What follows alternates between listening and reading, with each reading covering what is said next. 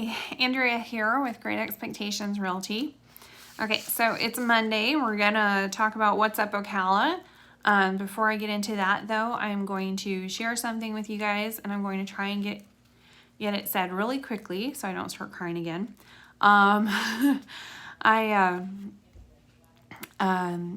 Over the weekend, we suffered a loss in our family.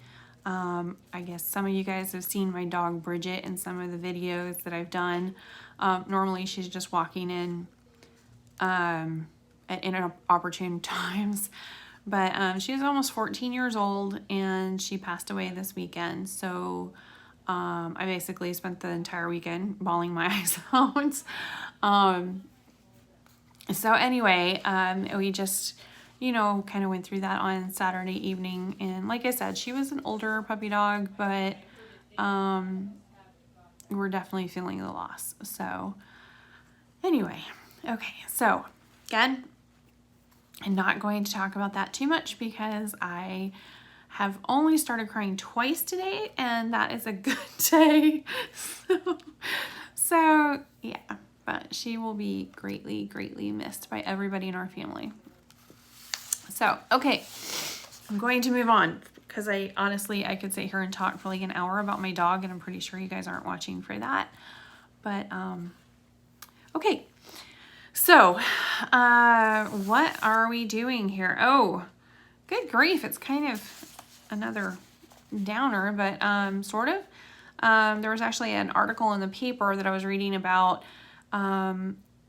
actually for Kelly Preston, who is was the wife of John Travolta, and she had a lot of stuff that she did in our community, like a lot of stuff that she's, and they're just really known for being a part of our community.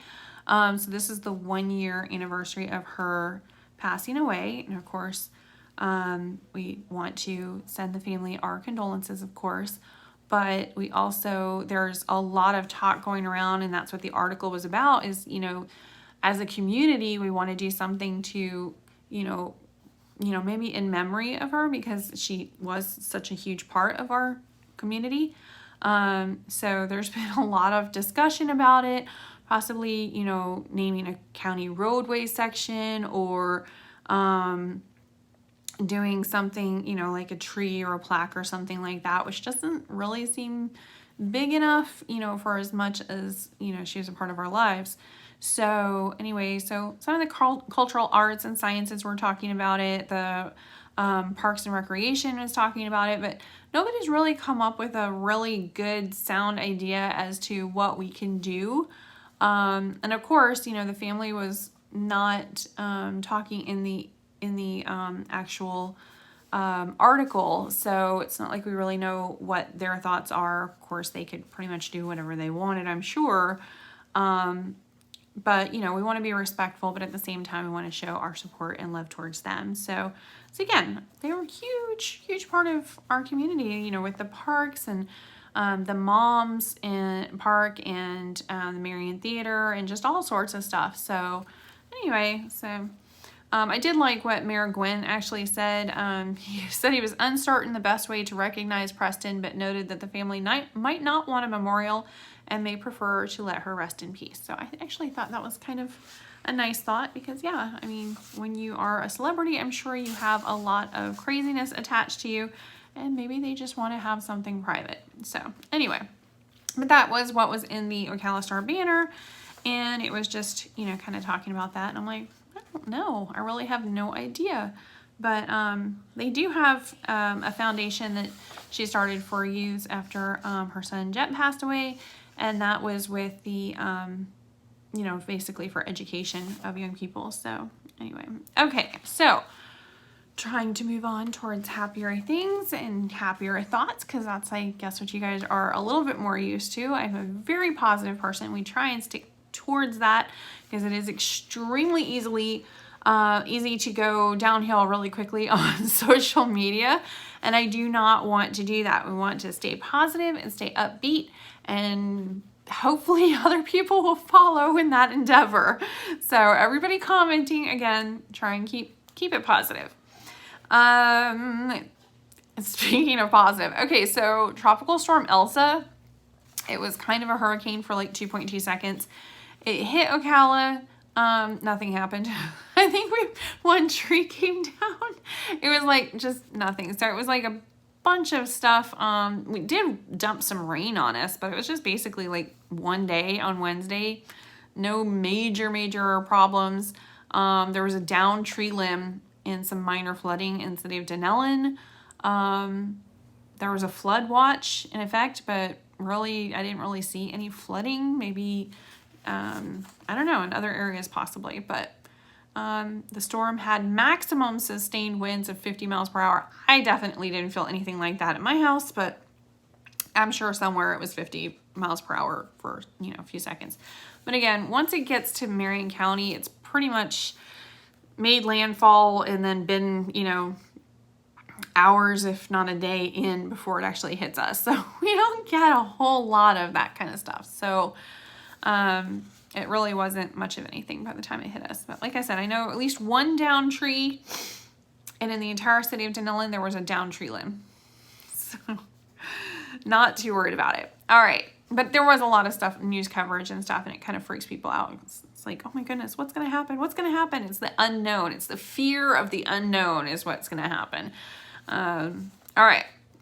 So let's talk about some exciting new stuff. Let's talk about some of the stuff coming to downtown Ocala. There's so much stuff going down there. Brick City lofts and shops.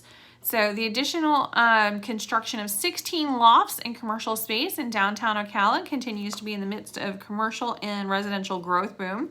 Ocala City Council members recently approved a developer's agreement with Brick City Lofts and Shops for a new set of residential units and almost 9,000 square feet of commercial space to be constructed along the 400 block of Southeast First Avenue. So some new shops coming in, some new, new residential spaces, and it's actually, I don't know, there's like a whole slew of new and ongoing construction projects going downtown. So it's just completely changed the way it looks. I mean, if you saw it like 10, 15 years ago, you'd be like, oh my goodness, y'all have moved up in the world. So, but in addition to the residential projects, there's actually a collection of businesses that have constructed or they're renovating spaces in downtown Ocala in the last few months. Symmetry Cafe and Soleil Confections are constructing a new cafe, and they hope to open this fall. So of course I'll be down there getting a video, of course. Some new cool things going on. Bonkers Comedy. There's Chris Gorges over at, he's been on NBC with Tiffany Barbie. He's actually performing over at the Lodge on 8 p.m. on July 16th. So that's kind of cool. I've heard there's some really good entertainment going on over at the Lodge. I'm still a little bit, feisty with them because I went over there to get a video and give them some free promotional advertising, and they had the door open, but they said that I had to leave and come back in 7 minutes when they open. I didn't go back. Anyway, it's like Karen. That's too Karen, right? Okay. New app alert. The Airbnb of pools. A new app allows homeowners with pools to rent them out by the hour, mostly in the $15 to $60 range, and help offset the cost of pool maintenance. Swimply, SWIMPLY, is the Airbnb of pools, and is growing in popularity around the country and in Metro Orlando. So maybe it'll come to Metro Ocala. I don't know. The way it works, hosts list their pools and set their own hourly rate, with some going up to $100 an hour or more. And Swimply takes 15%. Guests book the pools, sometimes with an extra charge for the more guests that are coming. Though the app launched in 2018, it kind of exploded in popularity during the pandemic, experiencing a 4,000% growth over 2019. Okay, this is the same thing I've been talking to you guys about pool homes. Pool homes gained so much popularity. Before it was like, okay, is a pool really going to help your home sell or sell for more? No, it's a bad investment, blah, blah, blah. Now that is completely not the truth at all. It is not the case. The more houses with pools, the better. They actually have been like selling like hotcakes because, man, everybody was bored to tears during the pandemic, but the ones that had a pool, they had a blast. So kind of crazy, but yeah, if you had a pool during the pandemic, you were golden. You could hang out by the pool, go swimming, get exercise. And so many people were like, man, I really wish I had a pool. For me personally, we used to have a pool, and I was like, oh no, I'm never doing that again. It's just a money pit. The kids didn't even use it that much. I'm never doing that again. So then we move into this home. It does not have a pool. And of course, then my daughter joined swim team for a couple of years. So that was golden. And then I was, during, quarantine and everything, I was like, what would be really nice right about now? Sitting beside the pool. So now I'm actually thinking about getting a pool again. So yeah, bring on the money pit. So how is real estate going? Of course, pool homes are still in high demand, even though it's more than a year later since lockdown.